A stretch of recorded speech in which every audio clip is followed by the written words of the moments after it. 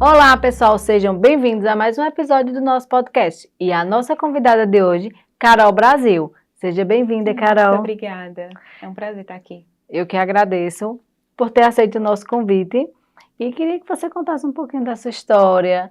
Por que Carol Brasil? Acho que é uma curiosidade que eu tenho, acho que muita gente em casa também tem, né? Carol Brasil. Então, boa noite, bom dia, boa tarde a você que está acompanhando esse podcast maravilhoso. Esse Brasil veio de todos os dias na minha rede social, eu acordar todos os dias de manhã e dizer: Oi, Brasil, bom dia, Brasil. E aí, de tanto ser ali, né, repetitivo, as pessoas começaram a falar comigo já assim: Oi, Brasil, já não chamava mais pelo nome. E aí, quando eu comecei a apresentar, a gente precisava de um nome artístico.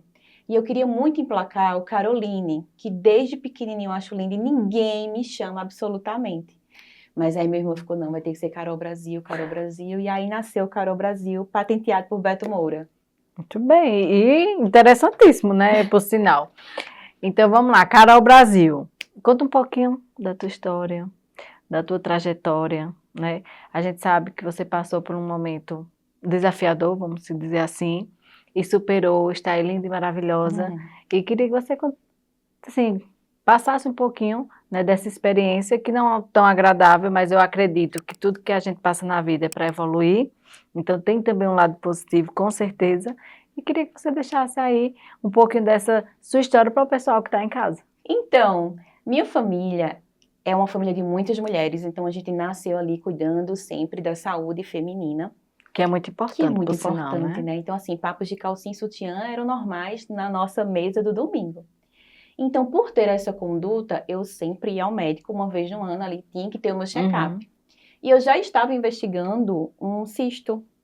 Então, eu fazia meu ultrassom ali uma vez no ano, e aí eles vão fazer com menos tempo, de 6 em 6 meses, e começou a investigar. E até então eu nem sabia que eu precisava fazer ultrassom, sabe? Assim, eu ia para o ginecologista, ele passava os exames e eu fazia. Então, para mim, a preocupação era muito mais com a calcinha até do que com o sutiã. Verdade. Eu nem sabia que tinha essa possibilidade, assim. Não que eu não soubesse de jeito nenhum, mas, tipo, não era tão importante, porque a gente sempre fala mais, ficou mocinha, vai no ginecologista e tudo mais. Então, nesse processo de investigar, a gente descobriu um tumor. E, assim, cresceu muito rápido, Iliane. Tipo, em 3 meses, ele cresceu para quase 5 centímetros. E era palpável, sabe? Mas ainda, contudo, eu não acreditava que poderia ser um câncer. Eu achava que ia tomar alguma medicação e aquilo ali ia embora. Então, quando foi em maio de 2022, após fazer a biópsia, eu recebi o resultado de um câncer de mama aos 35 anos de idade, fazendo parte de 4% da população feminina, né? Então, assim, totalmente fora da regra, que a gente vê muito com mulheres acima de 40. De 40. Sendo mãe, sendo empreendedora, sendo profissional, sendo filha, sendo amiga, e foi um boom de emoções quando eu descobri. E como você lidou com essas emoções? Acho que assim, não foi fácil, mas assim, o que foi que você aprendeu com isso também? Então, eu faço terapia já há muito tempo. Dentro desse processo, eu estava trabalhando com a minha médica sobre as demandas que a vida traz para a gente. Como mulher moderna, a gente tem muitas demandas, né? E aí, Isso gera muita energia, né? e a gente sempre fica naquela condenação de que eu não dou conta de tudo, porque eu não estou conseguindo fazer aqui. Então, a gente vinha trabalhando já essa questão de demanda. Eu me recordo que eu liguei para ela no dia seguinte e disse: doutora, meu exame deu positivo para um câncer. E ela me perguntou assim: você vai fazer o que com isso? Eu disse: a gente está aqui na terapia para poder dar conta da demanda, né? Então, eu vou dar conta dessa demanda. Inicialmente, eu estava separada naquele momento, então deixei meu filho com meu ex-marido e fui para casa. Eu sempre comento que para mim a experiência veio dali, de realmente me ajoelhar ali no meu tatamezinho de yoga e dizer: Deus, eu não vou te perguntar o porquê em nenhum momento. Mas para quê? Para ter um sentido, sabe, Williane? Porque precisava ter alguma coisa para motivar, não tinha como só aceitar, sabe? Até porque a gente que é mulher, a gente quer resolver as coisas, né? A gente quer ser impulsionada. E aí eu lembro que eu chorei bastante, eu só não quero perguntar o porquê porque isso acontece, a gente vê notícias o tempo todo, mas para quê? Então eu vou entregar para o Senhor o para quê, me diga o para quê que eu vou ficar tranquila. E eu me lembro que a minha oração naquele dia foi sobre aquela passagem, que na época que eu era muito pequenininha, sempre tinha aquele calendário né? No final do ano, que os mercados davam, enfim, Uhum. e tinham pegadas na areia. E era uma passagem que eu achava muito importante, que fala justamente sobre esse lugar de ter assim a praia e ter somente 2 pegadas. E aí a história partia de, Senhor, por que o Senhor disse que estaria comigo e eu só estou vendo 2 pegadas e não 4? E aí ele fala que nos momentos mais difíceis ele colocou você no colo. Então, a minha oração partiu disso, sabe? Eu disse assim, tô indo, o Senhor me deu, não sou melhor do que ninguém para não acontecer comigo, mas que o Senhor me coloque no colo, porque eu sei que vão ser muitos momentos que isso vai acontecer. Então, estou disposta a ficar no teu colo e a confiar. E assim seguiu. Durante toda essa trajetória, muitas confirmações aconteceram. Está aqui é uma confirmação de tudo que Sim. aconteceu, né? Então, como você me perguntou anteriormente, eu sinto que tudo veio para o bem, por mais difícil e turbulento, dentro de tudo que foi dado, eu soube entender o para quê de fato e fazer valer todas as minhas lágrimas dentro desse para quê, sabe? Qual foi a maior lição? Ai, amiga, que a vida acontece todas as manhãs. A gente é um sopro realmente do espírito, a gente só percebe quando alguém vai embora. O quanto que a vida é esse sopro, né? Então, todos os dias é Deus dizendo assim, ah, garota, confio que tu vai arrasar embaixo, entende? Então, todos os dias eu acordo, Uma eu nova. agradeço, digo, Senhor, eu sei que o Senhor confiou a mim essa missão desse dia, e eu quero aproveitá-la. Às vezes, no meio do caminho, a gente se perde, né? Faz Porque parte, né? a vida do ser humano, né, é de um aprendizado no âmbito geral, mas, assim, todas as manhãs eu sei que Ele confiou em mim, mas aquele dia de fato. Então, isso mudou, sabe? E também um ponto que as pessoas sempre falavam, eu, por exemplo, falava, sobre a questão de que a vida acaba. Ah, tem câncer, né? Eu tinha esse julgamento das outras pessoas para mim. Tipo assim, ah, ela tem câncer, então ela vai embora primeiro. Não necessariamente. Não, então, hoje eu vejo que não, de fato, né? Eu experimento a vida de fato. E eu vivo muito mais do que as pessoas que pensam isso, sabe? Então, esse lugar também de posicionamento de vida mudou. Eu sinto que realmente eu recebi um espírito de vida novo. Tem uma frase que eu gosto muito, Carol, que diz assim: eu espero que quando a morte chegar, você esteja viva, Verdade. né? Porque tem muita gente que não está vivendo a vida, que não sabe o que é viver. Por isso que eu te perguntei, qual a maior experiência que você teve? Qual foi o aprendizado? Porque eu acho que tudo aqui a gente está para evoluir, seja bom Sim. ou seja ruim, depende da concepção a qual a gente vê, né? Mas assim, tudo é para nossa evolução. E eu não te conhecia lá atrás, mas eu tenho certeza que te trouxe algo muito positivo nessa sua caminhada. Verdade, assim. Como uma pessoa antes do câncer, existiam muitas paredes de vidro que a gente, como ser humano, muitas vezes a gente tem medo, né? Ah, eu não vou fazer isso por conta disso, não vou fazer aquilo ali, acho que não me cabe. Mas existe uma coisa chamada quem você é de fato, na sua essência, e que isso muitas vezes acaba sendo apagado por conta de muitos medos. Então, pós-câncer, eu disse, pronto, Senhor, daqui para frente é tapete vermelho, sabe? Ninguém me segura. Ninguém me segura mais. Tudo Mas que é eu verdade. tiver, agora eu vou fazer.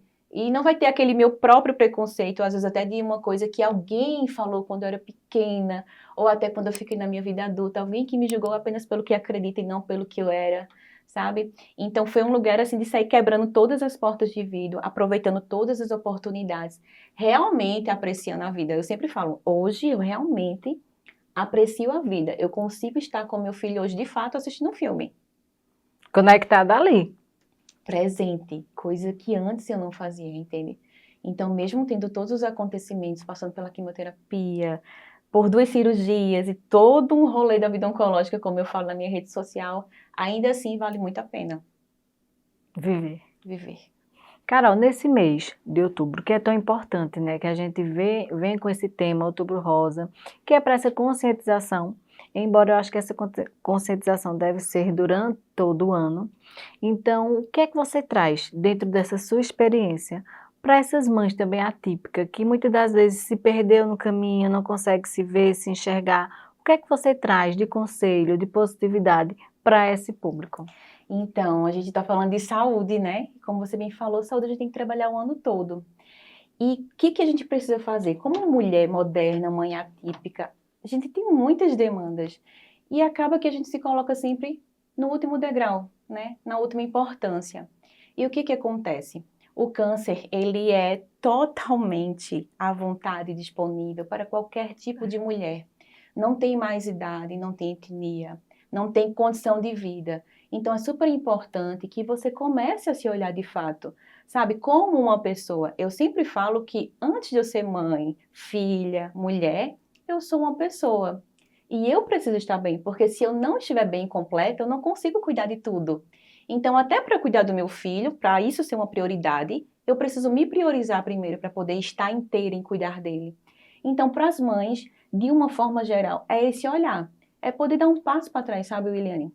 E dizer assim, beleza, eu tenho tudo isso aqui para cuidar, mas eu também preciso me cuidar. É o Eu mais também importante. preciso me olhar, porque o nosso corpo fala. A gente nunca desconfia de uma coisa que não é, não é verdade?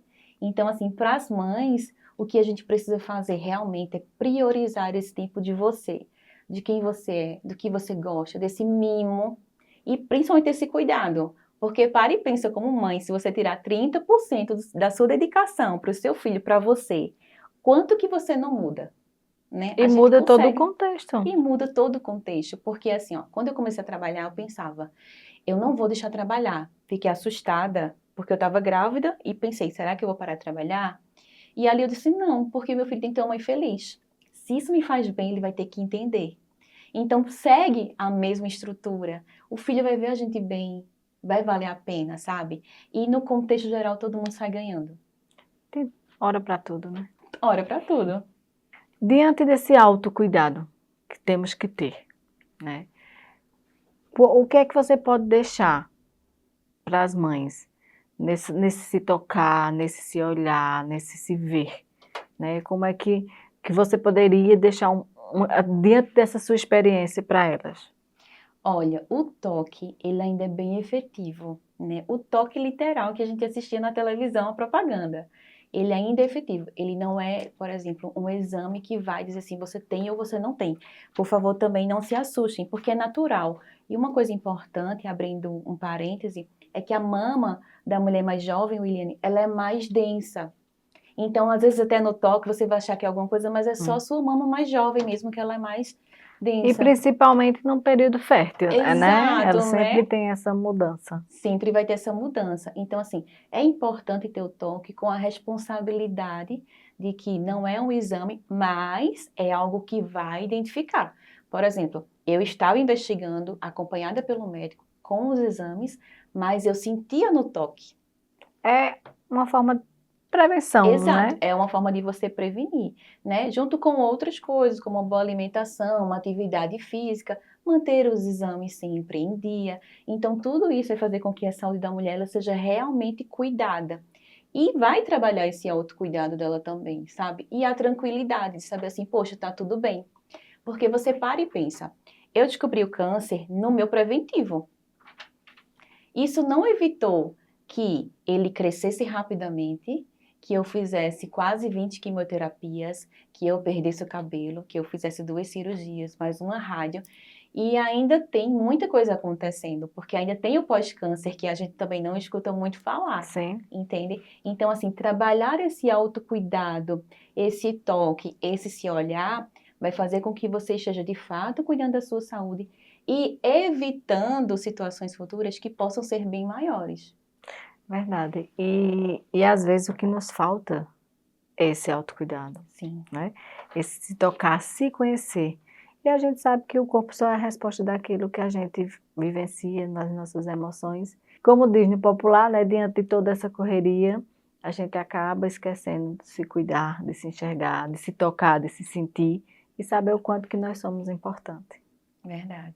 Carol, falamos um pouquinho desse autocuidado, dessa tua experiência. dessa transformação, desse desenvolvimento, né, humano que você teve. E eu sei que surgiu várias ideias, surgiu vontade, na realidade, de ajudar o próximo. E eu queria que você falasse um pouquinho desse lado, né, que nasceu dessa Carol Brasil, de ajudar o outro, de poder passar, né, esse momento que você teve na sua vida, que foi, acho que chaves também viradas, né, para a sua evolução. Verdade. Nasceu o projeto Outubro Rosa, Não Deixe de Brilhar, que é um projeto que traz a divulgação sobre o câncer de mama, especialmente para as mulheres jovens, já que eu faço parte de 4% da população feminina, né, contemplada. Então, a gente precisou trazer essa informação para as mulheres, porque a gente vem de uma cultura em que é falado do câncer, sim, para as mulheres acima de 40. E o que a gente identificou ali na prática, com as palestras e todo o movimento? Que muitas mulheres descobriam aos 40, Williane, porque não sabiam que já estavam antes. Não fazer as Não prevenções. fazia a prevenção. E aí o que acontece? Quando descobre aos 40, já está mais evoluído. Então a importância de a gente trazer a conscientização cada vez mais cedo, sabe? Então o projeto traz esse lugar para você que é jovem, que é mãe, que está estudando, para ter mais atenção com a sua mama, para que você possa realmente estar sempre ali policiando e evitar ter um câncer, ou ter e não saber, só saber aos 40, sabe? Desmistificar mesmo essa questão de que só aos 40. Aos 40 você pode fazer a mamografia, mas o seu peitinho tem que ser cuidado até os 40. Então, ultrassonografia, todos os exames de rotina normal, o toque, tudo isso ajuda a você ter uma saúde ali todos os anos da sua vida. Então, por esse motivo, o projeto veio para conscientizar realmente essa mulher jovem que muitas vezes estava ali mais desleixada, esperando chegar aos 40 para cuidar da sua mama. E como é que funciona esse projeto? A gente sabe que nasceu, né, dessa experiência, mas assim, como é que funciona? Você faz reuniões, palestras, aonde é que funciona? Para que as mães que estejam em casa e queiram também, né, conhecer esse projeto, elas possam ter esse acesso. Então, a gente sempre faz um evento em outubro, um grande evento, e aí a gente traz essas mulheres para falar sobre isso. A gente traz também mulheres que passaram pelo câncer para compartilhar a sua experiência, né? Que é única, né? Que é única. Cada uma vai ter a sua experiência, cada uma vai ter o jeito de ver a vida, como passou. Por exemplo, tem pessoas que tiveram câncer, mas não perderam cabelo. Tem pessoas que perderam todo o cabelo. Tem pessoas que fizeram a retirada da mama. Tem pessoas que não fizeram a retirada da mama. Então, a gente poder entender um pouco mais de tudo que acontece e principalmente entender que pode acontecer com a gente, que é o grande sinal de alerta. Todo mundo pode, infelizmente, ser contemplado. Então, vamos falar sobre isso, vamos trazer conscientização e, principalmente, tirar aquele lugar de que o câncer mata só no diagnóstico, tá? Não que ele não mate, mas só o diagnóstico já mata você, nesse sentido. Sim, Então, às vezes... descobri o câncer e vou morrer. E até atrapalha, né? Exato. Porque as minhas emoções vai atrapalhar esse meu cuidar de mim, de me tratar, de buscar. Então, assim, é como se fosse uma sentença, né? Isso. A gente ainda vê muito isso. A gente sabe que hoje a Isso. medicina está evoluída, tem várias formas de tratamento também hoje. Antigamente era mais difícil, porque eu acho também que não existia tanto também essa prevenção. Hoje é mais falada, hoje é mais bem vista. Então, eu acho assim que a gente sabe que não é um diagnóstico fácil, Sim. né? De maneira nenhuma. Mas é algo que a gente tem que tratar o nosso emocional para que tudo dê certo. Eu acho esse ponto que você nos traz muito importante para as pessoas que estão em casa. Porque essa aceitação. Exato. Mas veja, quando a gente tem uma cultura de morte mesmo, a gente já vai para aquele lugar de sofrimento extremo ali, que nem é a realidade talvez para você, porque o câncer de mama, ele é muito personalizado. Eu me recordo que quando eu fui falar com a minha médica, ela disse assim, você vai ter uma vida praticamente normal. Então, a cultura que me trouxe que eu ia morrer, que eu ia ficar na cama, Carolina Dickmann, sem cabelo, todo aquilo que foi construído na minha memória, foi quebrado a partir que ela disse a mim, olha, 90% de chance de você ficar bem, você vai ter uma vida praticamente igual. Claro, vai ter quimioterapia, isso, mas você não vai morrer.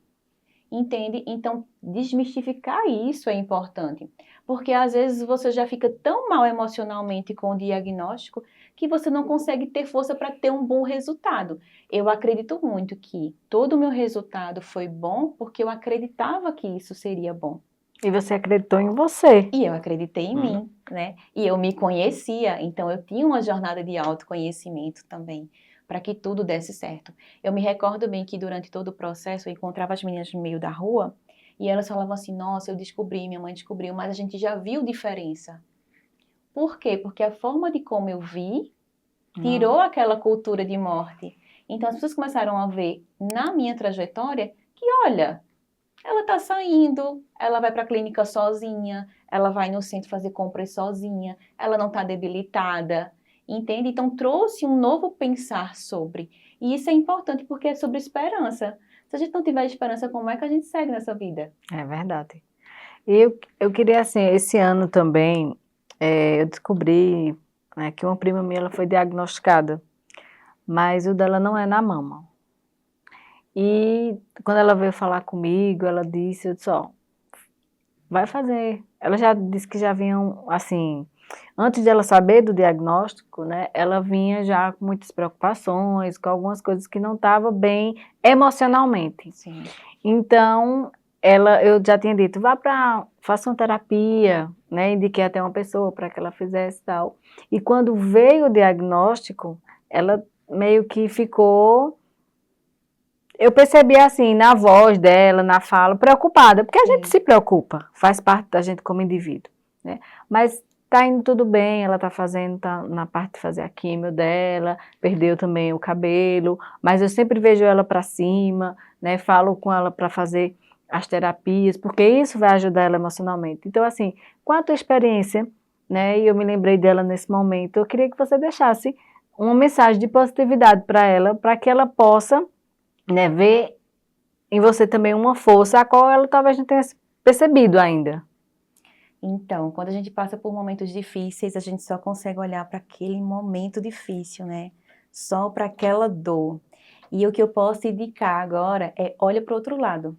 Porque sempre tem um lado bom acontecendo. Para todas as coisas que nos acontecem, a gente consegue tirar alguma coisinha boa ali. Então, eu vou falar uma coisa simples que eu fazia quando eu estava na quimioterapia, por exemplo. Eu trabalhava em uma financeira e toda tarde sempre chegava uma senhorinha tomada banho, com a neta de sainha, com o cabelo molhado, 4 horas da tarde. E eu dizia, poxa, como eu queria estar 4 horas da tarde passeando no centro de sainha com o cabelinho molhado. Então, quando eu estava na quimioterapia, nos meus dias bem, eu tomava meu banho, com várias horas, que quando a gente trabalha a gente não toma, É verdade. né? Tomava meu banho bem linda, botava minha sainha, meu tênis e ia pro centro bater perna. De cabelo molhado. De cabelinho molhado. Fazer as pessoas terem inveja que um dia eu tive. Mas eu comecei a fazer coisas que antes eu não tinha tempo para fazer. Sabe? De fazer um omelete mais arrumadinho para mim, de fazer uma mesa posta para mim, de realmente trabalhar o autocuidado. Porque eu acredito que o corpo da gente, ele vai somatizando tudo isso e ele pede para parar. De passar a ver as pequenas coisas. Exato. Que a gente antes não via. E agora eu estava com tempo livre, menina. Aproveitei bastante meu tempo livre e comecei a fazer isso. Então, o que eu posso indicar para você que hoje está passando por esse momento, né, de um câncer ou de uma grande dificuldade, é olhe para o outro lado, com certeza tem alguma coisa ali que você consegue aproveitar. E vira um dominó, Eliane. Derrubou a primeira pedrinha, foi o quê? Tomar um banho no centro, bater uma perna. Um dia qualquer você vai encontrar alguém. Aí você já vai ter na outra semana não só o banho e bater perna, mas um café com uma amiga. E as coisas boas vão começar a vir também. A gente precisa aprender a apreciar esses pequenos momentos também, porque a felicidade é isso. Não é um dia lindo e maravilhoso, mas é aquilo que fez valer a pena. Sim. Aquilo que eu costumo dizer assim, alegria e felicidade são contextos diferentes, né? Porque a alegria até o dinheiro compra, Verdade. São momentos. Mas a felicidade é essa essência, que a gente não pode deixar morrer. Todos nós temos, mas às vezes a gente esquece, Verdade. né? E vai acabando ali aquela essência, vai ficando neutra. Mas é dentro desses pequenos detalhes que a gente vê que ela renasce todos os dias. Verdade. Carol, muito obrigada por você ter deixado tantas mensagens, né? Ter deixado essa sua experiência, que a gente sabe que não é fácil, mas eu fico feliz, porque hoje você fala com leveza. Eu sei que antes talvez você não tivesse essa leveza, né, de falar, porque quando a gente está nessa transformação, a gente sabe que dói. E hoje a gente sabe que não existe mais essa dor, né? Existe, acho que o respeito, o acolhimento da dor. Então, assim, muito obrigado por você ter aceito o nosso convite, por ter deixado essas mensagens especiais para essas pessoas que estão em casa nos assistindo. Queria que você se despedisse, né, deixando talvez mais uma experiência ou mais uma mensagem para o pessoal que está em casa. Claro, deixa eu avisar para você, mulher que está aí do outro lado dessa telinha, para que você se cuide não só no Outubro Rosa, mas especialmente todos os dias. Se você conseguir cuidar um pouquinho de você todos os dias, você vai ver a diferença que isso vai acontecer em 20 dias, em 30 dias. De repente, você vai chegar num patamar que você não vai nem se reconhecer e vai pensar, por que eu estava tão atrás? Olha onde eu estou agora. Então, que você possa viver a experiência de evoluir na sua vida, de se encontrar e de se cuidar o ano todo, não só no Outubro Rosa. E eu queria muito agradecer a Williane por estar aqui mais uma vez. Muito obrigada pelo convite. Eu que agradeço. A você, a toda a sua equipe, as minhas gostosas do grupo do WhatsApp de Carol Brasil, muito, muito obrigada, Beto Moura, Catiane, a todos que estiveram comigo, porque essa rede de apoio também fez toda a diferença no meu tratamento. Eu sei que algumas pessoas não gostam de falar sobre, mas me curou falar, então eu deixo também aqui esse agradecimento a todo mundo que me acompanha. Eu que agradeço também, viu? Pessoal de casa, pegando um pouquinho dessa fala, eu queria deixar também para vocês que é 1% todo dia. Dê o seu melhor para você mesmo, pelo menos 1% todos os dias. Até a próxima.